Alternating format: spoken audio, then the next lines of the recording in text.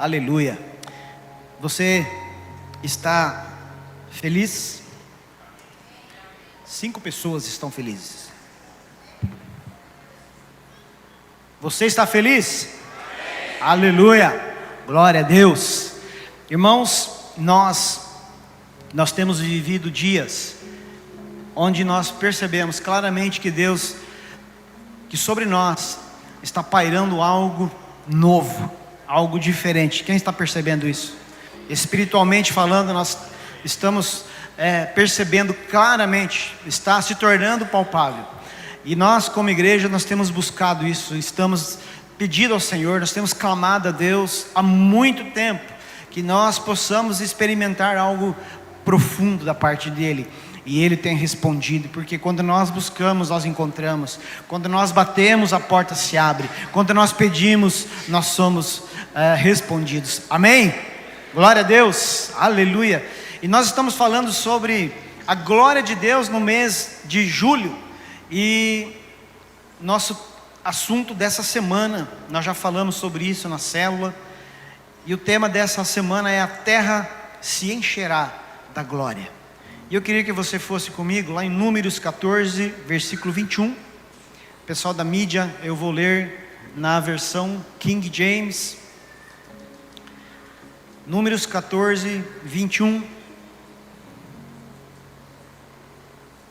Diz assim: mas tão certamente como eu vivo, toda a terra se encherá da glória do Senhor. Isaías capítulo 6, versículo 3. E um clamava ao outro e dizia: Santo, Santo, Santo é o Senhor dos exércitos, toda a terra está cheia da sua glória. Feche seus olhos mais um instante. Senhor, nós clamamos a Ti para que a Sua presença não se aparte deste ambiente, que ela venha sobre todos aqui, sobre aqueles que nos acompanham pela internet. Venha com um peso de glória, porque é isso que nós precisamos, é isso que buscamos. E que essa glória venha promover um impacto profundo em nossas vidas, no nosso íntimo, na nossa mente, Senhor. Venha sacudir as nossas entranhas nesta noite. Em nome do Senhor Jesus nós oramos. Amém. Amém. Você está pronto? Você está pronto? Irmãos, nós estamos falando, nós estamos vivendo. Já não é apenas um sonho, não é apenas uma busca, não é apenas um pedido, não são apenas orações, já é algo real. Deus está se movendo de uma forma diferente. E aquilo que Deus falou em alguns cultos atrás, para a igreja: você está pronto? Vocês estão prontos? Nós precisamos estar prontos. Sabe, irmãos, porque se nós não estivermos prontos, Deus pode derramar e nós podemos desperdiçar. Nós não podemos ser um Abinadab na vida, que ficou com a arca na casa dele 20 anos e nada, e aquilo não surtiu efeito nenhum. Nós precisamos ser Obed-Edom. Nós precisamos sermos uma igreja sedenta, faminta pela presença de Deus. 3 meses lá em Obed-Edom, e aquela presença, aquela glória afetou a realidade dele. Nós precisamos estar sensíveis, porque estar prontos é estar sensível, é estar preparado, é estar na expectativa. O que Deus vai fazer? Qual é o próximo passo? Qual é a próxima palavra? Qual é a próxima direção? Amém? Pergunta para o seu irmão aí: você está pronto? Aleluia. Em Números 14, 21, é o próprio Deus proferindo uma promessa de que toda a terra seria cheia da glória dele. Em Isaías, são os serafins que estão afirmando que a terra já está cheia dessa glória de Deus. Em Números, a promessa diz respeito à justiça divina contra toda a incredulidade. Em Isaías, a afirmação aponta para a santidade absoluta de Deus. Veja, e um clamava ao outro e dizia: Santo, Santo, Santo é o Senhor dos exércitos, toda a terra está cheia da sua glória. Eu quero conduzir a nossa palavra dessa noite pelo viés desses 2 textos. A glória de Deus ela está sobre a terra. Aí você pode perguntar: pastor, não pode ser verdade. A gente olha as notícias e é impossível acreditar de que a terra está cheia da glória de Deus. Mas veja, quando nós falamos que a terra está cheia da glória de Deus, da santidade, como os serafins estão afirmando aqui em Isaías, nós encontramos uma Bíblia, uma palavra, um texto afirmando algo, atestando algo, certificando algo.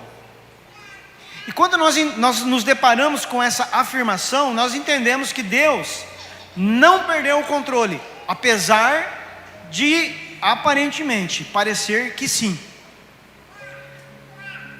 Para a gente entender esse panorama, ou a realidade que nós estamos enfrentando e lidando com o nosso mundo contemporâneo, nós precisamos olhar para a realidade de Jó. Jó, no período da sua prosperidade, quando tudo estava bem, quem olhava para ele podia atestar e ter certeza: a glória de Deus estava sobre ele. Mas essas mesmas pessoas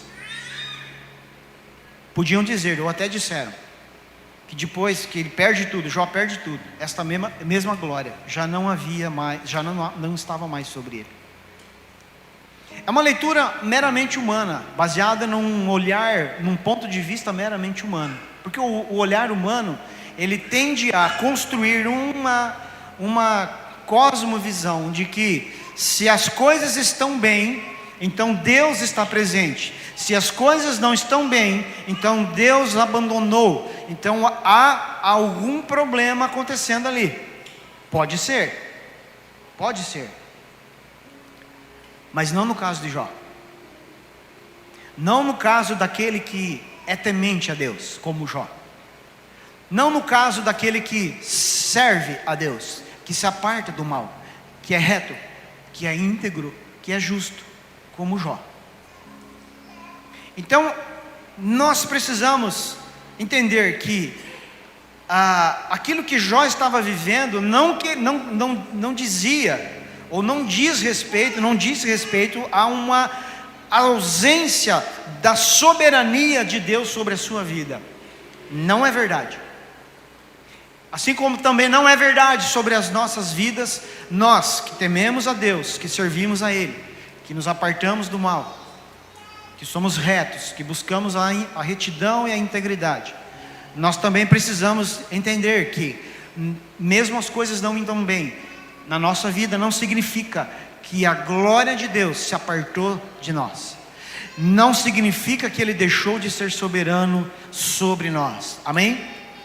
A glória de Deus ainda estava lá em Jó, ela ainda estava sendo soberana na vida de Jó, ela ainda estava agindo, provocando algum tipo de transformação na vida de Jó. Jó não percebia, a mulher de Jó não percebeu, os amigos de Jó não perceberam, o entorno de Jó não percebeu, mas Deus continuava sendo soberano, a glória de Deus continuava agindo sobre a vida dele. Nós precisamos aguçar a nossa percepção acerca das circunstâncias que nós também enfrentamos, porque muitas vezes nós somos levados a julgar, dizer: Deus se esqueceu de mim, Deus me abandonou. Não, se nós estamos no mesmo perfil de Jó, de alguém que teme a Deus, que ama a presença dEle, então nós precisamos ter a certeza absoluta, Ele continua sendo soberano sobre as nossas vidas. Nada faz, ou fez, ou fará com que Deus mude a sua vontade sobre pessoas que o amam. A glória estava agindo em Jó, mas Jó, apesar de ter a sua esposa levando ele a renunciar e a desprezar o seu Deus, os seus amigos, mas Jó, em sua integridade, ele não cede às circunstâncias à sua volta, por mais que elas fossem tão extremas como foram, ele não se deu. Lá em Jó capítulo 2, 9 e 10 diz: então disse a sua esposa a ele: ainda retens a tua integridade? Ainda você está se mantendo íntegro apesar de tudo que você está passando? Amaldiçoa a Deus e morre. Mas ele disse a ela: tu falas, como costumam falar as mulheres tolas. Se receberemos o bem da mão de Deus, não receberemos o mal? Em tudo isso, não pecou Jó com os seus lábios. Veja, Jó não estava entendendo o porquê daquela crise que ele estava enfrentando. Mas uma coisa ele não dispersou, ele não desprezou, e ele não deixou de acreditar. Deus continuava ali. Eu não sei porquê, eu não sei por que razão Deus permitiu que eu passasse por isso, mas Deus está aqui. Amém, irmãos? Nós precisamos acreditar e construir essa convicção no nosso coração. Eu não sei por que eu estou passando por isso, eu só sei que Deus está aqui comigo no meio disso. Amém? Glória a Deus. Esse é o melhor olhar que nós podemos ter sobre o texto de Isaías e de Números, sobre o olhar sobre toda a terra, né? Pode parecer que não, mas a glória continua, ela está agindo, ela está aqui produzindo uma transformação profunda. Este mover da glória de Deus sobre toda a terra aponta para o grande dia, o dia do arrebatamento do Senhor. Então, um olhar desavisado pode olhar o cenário do mundo todo e dizer: cadê Deus?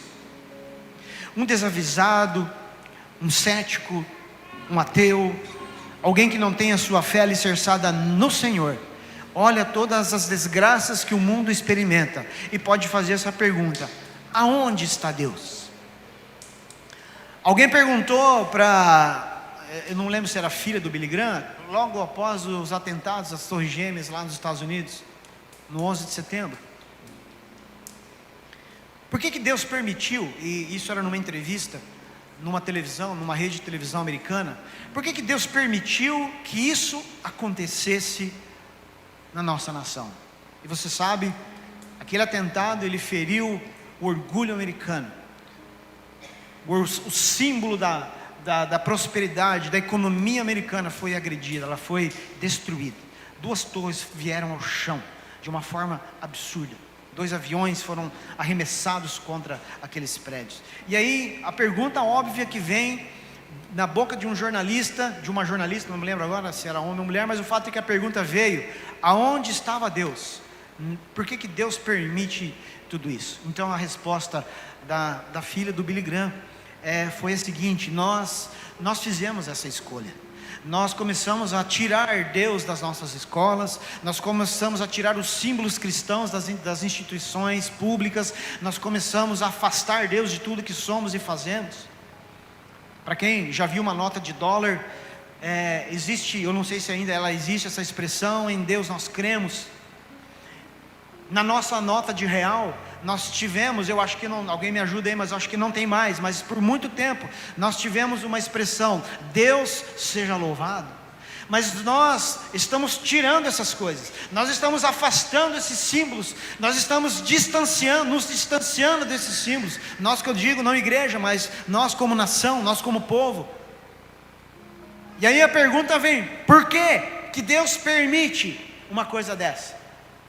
Mas veja, ainda não terminou, ainda não acabou. Nós estamos vendo a história sendo escrita.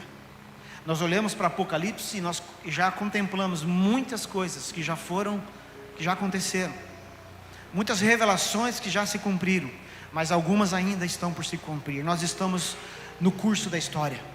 A soberania de Deus ainda não foi revelada da forma como será. A glória de Deus está sobre toda a terra. O diabo já sabe o final dele, aleluia. Nós já sabemos o final da história. A glória de Deus está sobre toda a terra. Agora, a glória está aí, a soberania de Deus está aí. Então nós agora, crentes, cristãos, nós não somos céticos, nós não somos ateus, nós cremos em Deus. Então nós também nós precisamos fazer a pergunta: se a glória de Deus está aqui, por que é que esse mundo permanece do jeito que está? Aí a pergunta é diferente, porque quando nós fazemos a pergunta, nós fazemos no contexto de alguém que acredita em Deus. Quando alguém que não conhece ao Senhor faz essa pergunta, é uma pergunta de descrédito, que tenta descredibilizar a palavra de Deus. Mas quando eu e você fazemos a mesma pergunta, é uma pergunta de alto desafio. Então, se a glória de Deus está aqui, por que é que eu não vejo uma mudança na minha cidade, no meu país, no mundo todo? Por que é que tudo está ou do mesmo jeito, ou piorando? É uma pergunta importante, que eu e você, conhecedores da palavra, precisamos dizer. Quando nós olhamos para a glória de Deus, nós precisamos entender, ela já está aí, a soberania de Deus já está aí. Então eu preciso entender que eu preciso apenas me estabelecer debaixo dela. Eu preciso ter o trabalho de desejar essa glória. Essa glória que está sobre toda a terra. Essa glória de um Deus, nós cantamos a segunda canção, Rei da Glória. A glória tem um rei. Essa glória, ela está aí. Eu e você precisamos buscar estar expostos a ela. Amém? E eu quero começar perguntando para você: qual é o tamanho da nossa fome por essa glória? Irmãos, nós apenas temos o trabalho de nos submeter a ela, a essa glória, de entender que ela pode se manifestar nas coisas mais comuns da nossa vida, dentro da nossa casa, lá no trabalho, lá na nossa célula,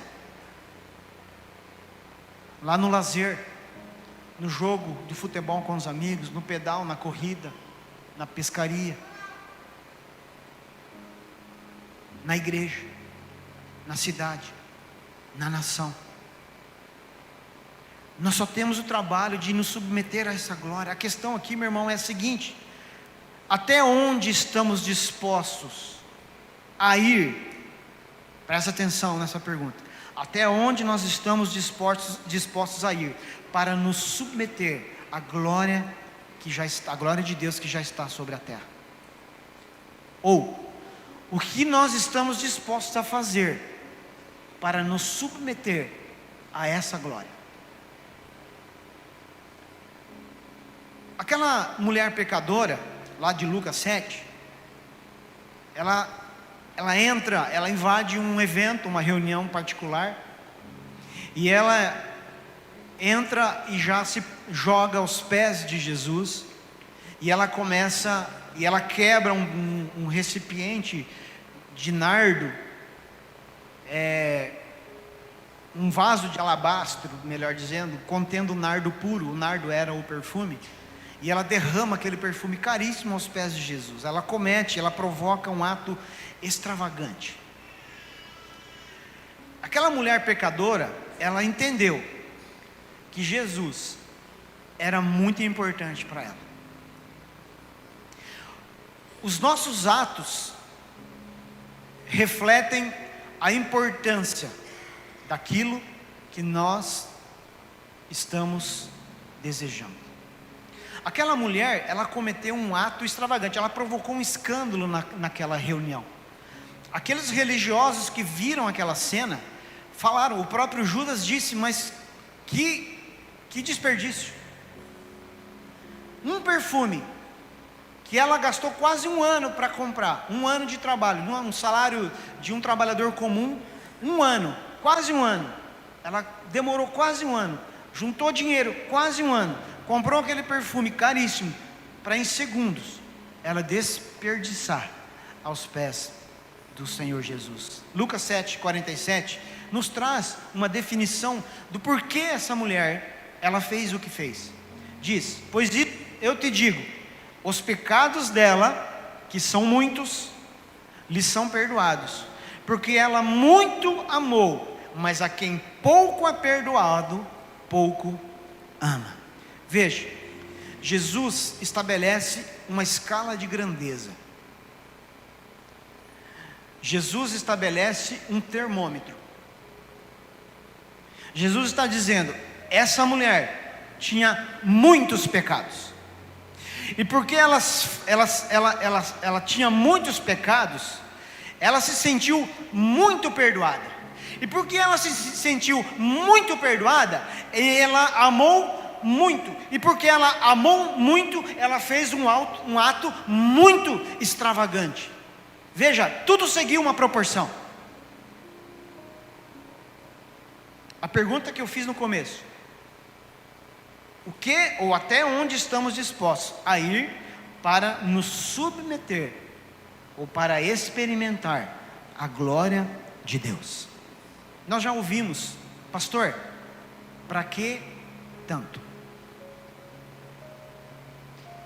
E talvez alguém que talvez não esteja até nos visitando possa perguntar: para que tanto? Irmãos, nós fomos muito perdoados. E porque nós fomos muito perdoados, nós amamos muito. E porque nós muito amamos, nós expressamos a nossa devoção ao Senhor de uma forma proporcional, na mesma dimensão. A gente procura oferecer muita extravagância ao Senhor, porque Ele merece tudo, Ele nos deu tudo. Então nós respondemos oferecendo e se entregando com tudo, o que somos, o que temos, o que pensamos. Amarás o Senhor teu Deus de todo o teu entendimento, com todas as tuas forças. É com tudo. Então, se algo ainda está retido aí dentro de você, se algo ainda não foi entregue, algo ainda está guardado lá dentro do seu coração, eu e você precisamos entregar tudo. Foi o que Jesus pediu para o jovem rico, tudo. Foi o que aquele homem da parábola, quando ele encontra a pérola escondida, ele vende tudo. Aquele homem que encontra o tesouro escondido, ele vai e vende tudo. Nós falamos sobre isso recentemente. Esses dias, há um tempo atrás, eu comecei a ouvir uma história de um queijo famoso que tem na feira aqui em Medianeira. E aí começaram a falar, o pessoal vai lá na feira, lá 4 horas da manhã, e 4:30 da manhã já tem 100 pessoas na fila lá. 6 horas da manhã, 6:30 da manhã, não tem mais queijo. Falei, cara, eu preciso descobrir isso daí. Eu fiquei curioso com esse negócio. Esse queijo precisa ser muito bom. E ontem de madrugada, 4:30 da manhã, eu fui. Eu tinha acordado às 3:30, tive um tempo de oração, das 3:30 às 4:30. Aproveitei que eu já estava acordado. Vou para a feira. Fui lá, cheguei lá na feira, entrei por uma porta lateral, olhei para a esquerda em direção ao quiosque do queijo, perguntei: essa aí é a fila do queijo? Tinha um amigo meu que olhou para mim e falou assim. Olhei para o outro lado, uma fila maior ainda. Fui lá no final. Cheguei lá, começou a aumentar a fila. 5 horas abriu a feira e a fila só aumentava. E o pessoal saindo de sacola, 10 peças, 15 peças de queijo. Eu falei, o que é esse queijo? Sabe, irmãos, para quem teve a experiência de chupar uma fruta no pé, quem que já teve essa experiência de chupar? Hoje a gente vai no mercado, a fruta está, né, tem mercado que vende a bergamota já descascada, já, né, com os gomos. Meu irmão, nós já tivemos a experiência de subir no pé e pegar a fruta. A fruta mais saborosa, a maior, aonde que ela está? Lá em cima.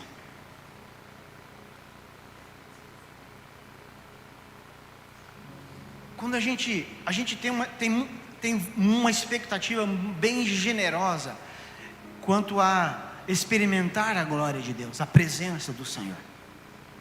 É só para terminar a história do queijo, o queijo é bom. Vai lá, 4:30 da manhã, entra na fila lá. Compra uma peça para mim, porque eu não vou mais 4:30 da manhã. Eu só fui por curiosidade. Mas quando a gente quer algo muito bom, algo muito saboroso, a gente vai precisar pagar o preço. A gente vai ter que levantar cedo. A gente vai ter que subir lá no topo da árvore. Porque, meu irmão, a maioria vai passar no pé de tangerina e vai pegar aquela que está ao alcance das mãos.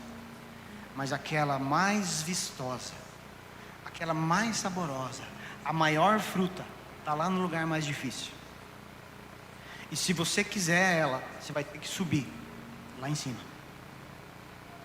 Até porque subir lá embaixo não dá. Você vai ter que subir no topo da árvore. Irmãos, a Bíblia já falava sobre isso. Vai lá comigo em Salmo 24. Nós vamos ler o capítulo todo, é bem curtinho. Salmo 24.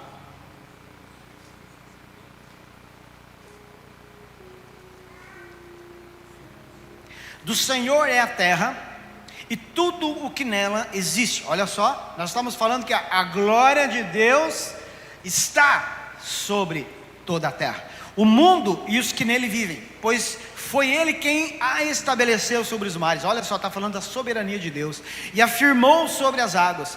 Quem poderá subir ao monte do Senhor? Quem poderá permanecer no seu lugar santo? A resposta vem do próprio salmista: aquele que tem mãos limpas e coração puro, que não recorre aos ídolos, nem jura por deuses falsos. Este receberá bênçãos do Senhor, e Deus, o seu Salvador, lhe fará justiça. Assim é a geração que o busca, que busca a tua face, ó Deus de Jacó. Levantem, ó portas, as suas cabeças, levantem-se, ó portas antigas, para que entre o Rei da Glória. Quem é este Rei da Glória? O Senhor forte e valente, o Senhor valente nas guerras. Levantem, ó portas, as suas cabeças, levantem, ó portas antigas, para que entre o Rei da Glória. Quem é este o Rei da Glória? O Senhor dos exércitos. Ele é o Rei da Glória. Eu volto no versículo 3. Quem poderá subir ao monte do Senhor? Irmãos, presta atenção. Eu não sei, eu gosto demais de montanha, já falei isso aqui algumas vezes. Nossa região não tem muita montanha. Nós temos aqui o Morro da Salete, nós temos o Espigão do Norte, nós temos alguns morros aqui na região. Já conheci alguns a pé e de bicicleta, mas eu tive uma experiência um pouquinho mais extrema. Eu fui subir alguma montanha na região de Santa Catarina, na divisa entre o Paraná e Santa Catarina. E eu fui ali com os parentes, os primos, mochila nas costas, barraca, roupa, comida, para passar a noite. Na primeira vez que eu fui, passei 2 noites lá em cima, no frio, bem no inverno de junho, cansativo, esgotante, exaustivo, extremamente cansativo, mas extremamente recompensador, ao ponto de eu querer voltar lá, naquele lugar. Eu acho que o Caio está aqui, né, Caio? O Caio já subiu no ponto mais alto do sul do país. Esse é o ponto que eu quero também alcançar lá, no Pico Paraná.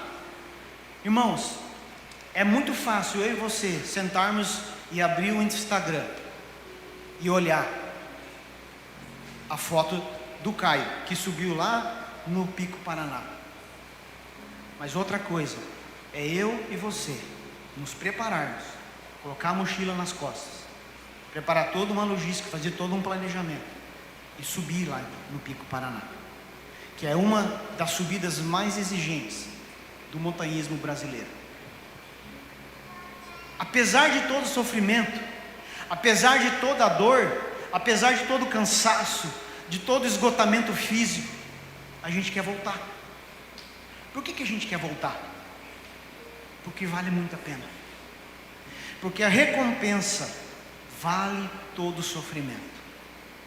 Quando nós falamos da busca pela glória de Deus, não é diferente. Veja, o salmista está dizendo: quem subirá ao monte do Senhor? Ele está dizendo, vai ser desafiador, vai exigir, porque subir montanha é exigente. E ele dá a resposta: aquele que tem mãos limpas. Ter mãos limpas é exigente. Aquele que tem um coração puro, ter um coração puro é exigente. Aquele que não recorre aos ídolos e nem jura por Deus falso é exigente. Vai demandar esforço de nós. Nós teremos que nos esforçar. Mas quando a gente chega lá no monte do Senhor, quando nós chegamos perante a glória de Deus, porque Ele pergunta também, Ele faz a segunda pergunta: não é só quem subirá, é quem vai permanecer lá. Desafiador, constantemente desafiador. Às vezes a gente só quer um desafio de um culto, de um apelo, de uma experiência, de um encontro face a face. É desafiador sempre. É preciso tomar a cruz dia após dia, Meu irmão, se você está buscando Jesus, se você está querendo uma vida com Deus sem exigência, eu preciso ser muito franco com você, você está no lugar errado. Porque a vida com Deus, ela vai ser exigente. Enquanto estivermos vivos aqui na face da terra, ela será exigente. Mas um dia nós seremos recompensados. E nós, quando nós veremos, contemplaremos a manifestação plena da glória de Deus, quando o Senhor Jesus vier buscar a sua igreja, então naquele dia nós contemplaremos a glória do Senhor em sua plenitude. Então nós olharemos para trás e nós diremos: valeu a pena. Valeu a pena. Amém? A glória, ela tem um preço. Nós precisamos entender que ela vai exigir de nós. Mas a glória, ela não é um mover sobre uma instituição.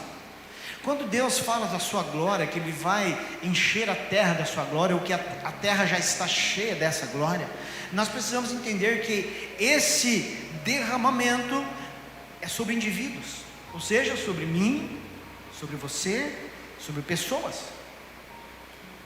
Joel capítulo 2, vai lá. Joel capítulo 2, do 28 ao 30. Abre a sua Bíblia.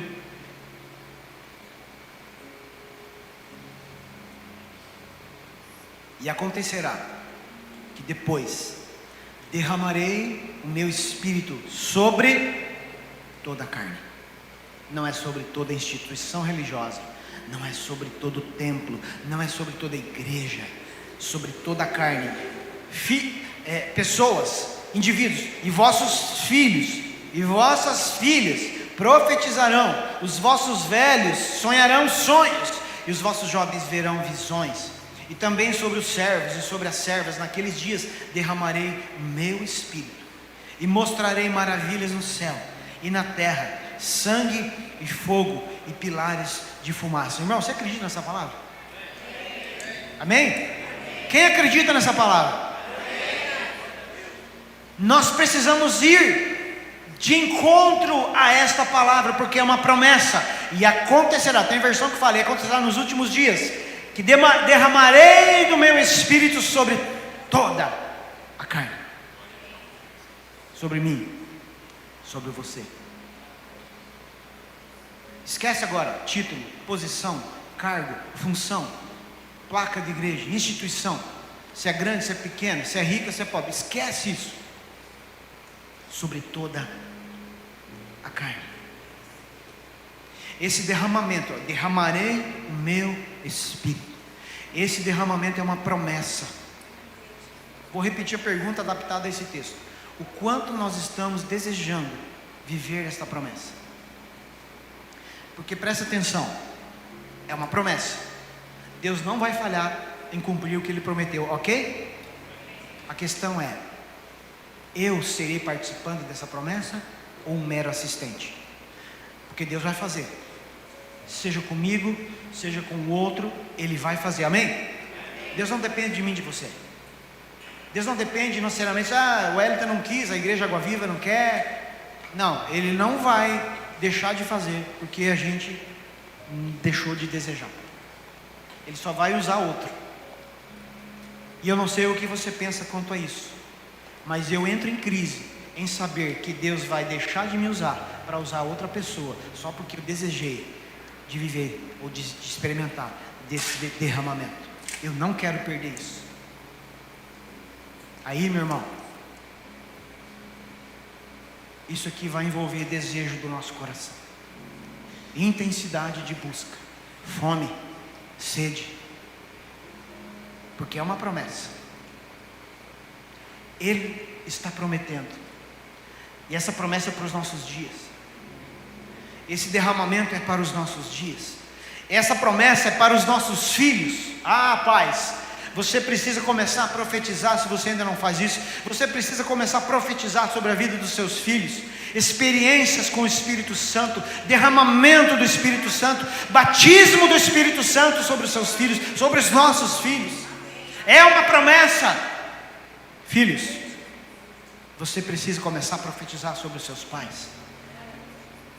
Os vossos velhos sonharão sonhos. Sabe, irmãos, naturalmente, os nossos, é isso aí, Samuel. Profetiza. Olha só. Os mais novos, os vossos filhos e as vossas filhas vão profetizar. O que é profetizar? Profetizar é apontar para o futuro. Meu irmão, normalmente, humanamente falando, os nossos filhos, os mais novos, os menos experientes, não têm visão de futuro. Mas quando vem o derramamento, esses olhos são abertos. Os olhos dos nossos filhos são abertos. Então o futuro que a Bíblia apresenta, que a palavra de Deus apresenta, se abre perante os olhos dos nossos filhos. Aleluia.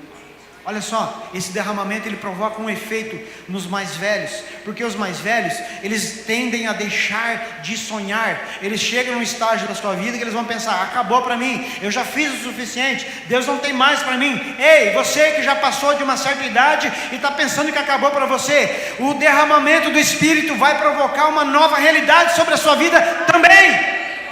Aleluia, porque o derramamento ele contempla toda a carne. Ele não é elitizado, ele não vem para um clero, ele vem para toda a carne.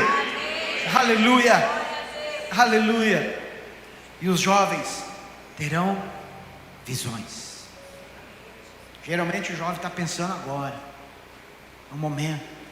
Deus vai expandir a visão, Deus vai expandir o olhar. Aleluia, glória a Deus. Esse é o derramamento que Ele prometeu sobre as nossas vidas, irmãos. Nós precisamos olhar para isso como igreja, como indivíduos, não como igreja e instituição, mas como igreja e indivíduos, um conjunto de indivíduos, a coletividade dos indivíduos. Nós precisamos apontar para isso, olhar para isso, viver isso dia após dia, e incansavelmente clamar, pedir: Senhor, que seja hoje, que seja agora, vem, derrama do Teu Espírito sobre nós.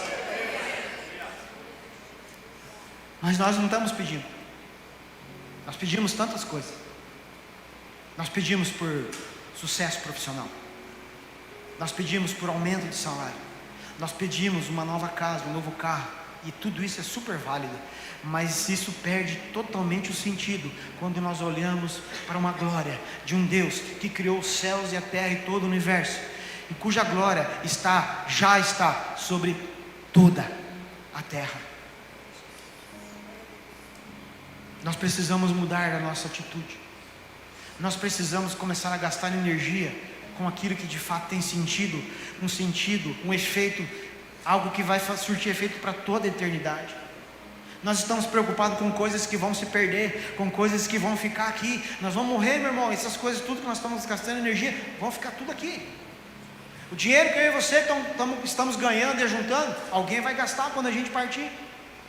Ou você acha que você vai levar junto com você?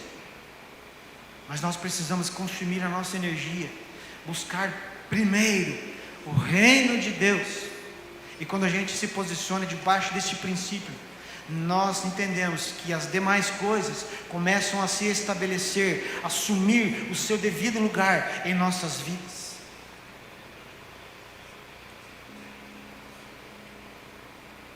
O derramar do Senhor está destinado às pessoas. Ele é para mim, Ele é para você. Nós precisamos entender isso. É para mim, é para você.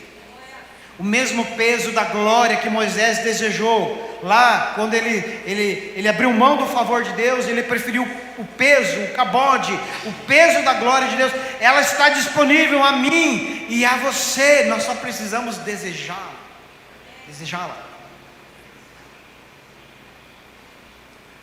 Sabe, irmãos, nós vemos testemunhos diversos, países muçulmanos, onde a pregação do evangelho é proibida. Missionários são perseguidos, são mortos, presos. Igrejas cristãs não são permitidas.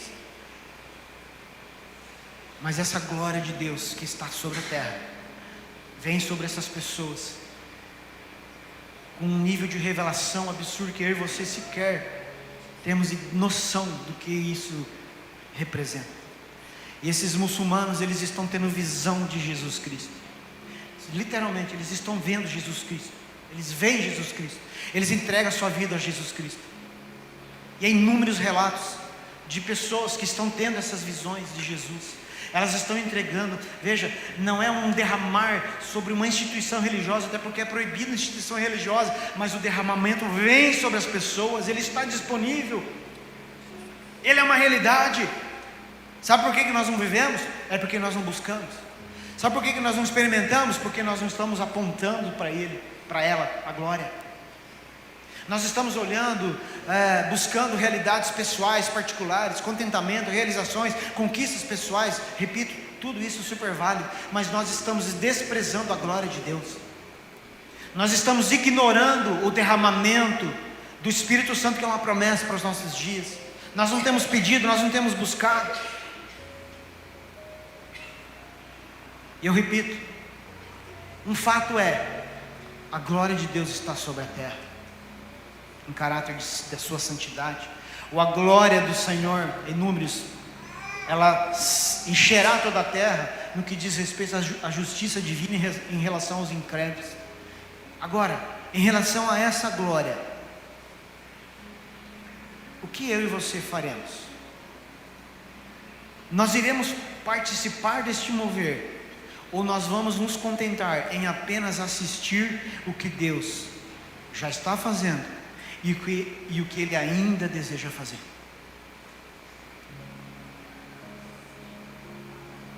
Você prefere ficar como mero assistente e assistir o testemunho do seu irmão, ou você prefere você ser um testemunho vivo da glória de Deus? Lá no Antigo Testamento, em Levíticos capítulo 6, versículo 12, já quero chamar o louvor para subir. Diz assim, Levítico 6, versículo 12: o fogo sobre o altar queimará nele, não se apagará, e o sacerdote queimará lenha sobre ele todas as manhãs, e colocará a oferta queimada em ordem sobre ele, e queimará sobre ele a gordura das ofertas de paz. No Antigo Testamento havia um protocolo que o sacerdote deveria seguir, e um desses protocolos é manter a chama acesa sobre o altar. Irmãos, ele precisava manter aceso um fogo. O Olacir, me ajuda aí. Havia uma tradição, não sei se ainda está, até uma chama crioula, né, no Rio Grande do Sul. Está acesa ainda? Ainda está acesa. Você sabe quantos anos? Mais de 100? É isso? 200 anos? 200 anos uma chama acesa. Uma chama crioula, uma tradição gaúcha, é isso? Rio Grande do Sul. Meu irmão, você tem noção do que é manter uma chama acesa durante 200 anos?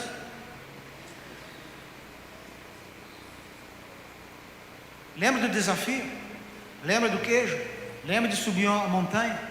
É desafiador, mas é necessário. Deus estava dizendo para o sacerdote: o fogo sobre o altar queimará nele, não se apagará. E o sacerdote, é a responsabilidade do sacerdote queimar lenha sobre ele todas as manhãs. Todas as manhãs. A diferença é que hoje nós não dependemos mais de um sacerdote para fazer isso por nós. Hoje eu faço, hoje você faz. Eu faço por mim. Eu mantenho a chama acesa em mim, no meu altar, e você faz a mesma coisa no seu altar. Essa responsabilidade é individual. Ela é minha, mas ela é sua. Ela é de cada um. Manter a chama acesa é responsabilidade de cada um, não de Deus. Quem que está mandando o sacerdote fazer isso? Deus. Deus está dizendo para o sacerdote, assim como Ele continua dizendo para mim e para você: não deixe a chama apagar.